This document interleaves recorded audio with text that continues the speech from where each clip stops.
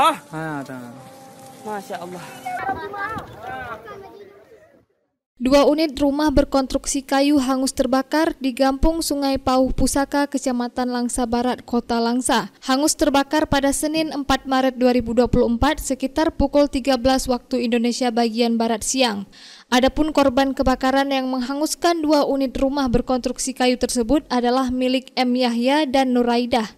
Api berhasil dipadamkan 1 jam kemudian setelah tim pemadam menerjunkan 4 unit armada dan juga bantuan dari warga setempat. Kecik Kampung Sungai Pauh Pusaka Musliadi mengatakan, pada saat kejadian rumah pertama milik Nuraidah dalam keadaan kosong.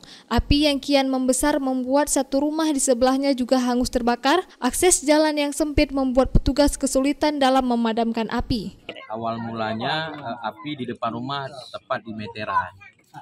Nah, tepat di meteran, kebetulan rumah yang satu lagi kosong, tidak ada orang. Karena rumahnya kan memang konstruksinya kayu papan. Jadi dengan sangat cepat menyambar ke rumah di sampingnya. Alhamdulillah berkat masyarakat sekitar yang tanggap dan juga dibantu oleh unsur perangkat kampung.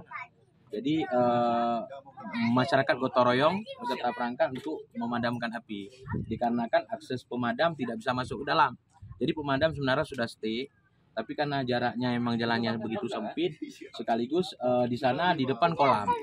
Nah, makanya tadi tidak optimalnya di situ. Tidak ada korban jiwa dalam peristiwa ini dan belum diketahui pasti penyebab kebakaran ini. Namun kerugian yang diperkirakan mencapai ratusan juta rupiah. Dari Langsa, Selin Novita melaporkan untuk Puja TV Aceh.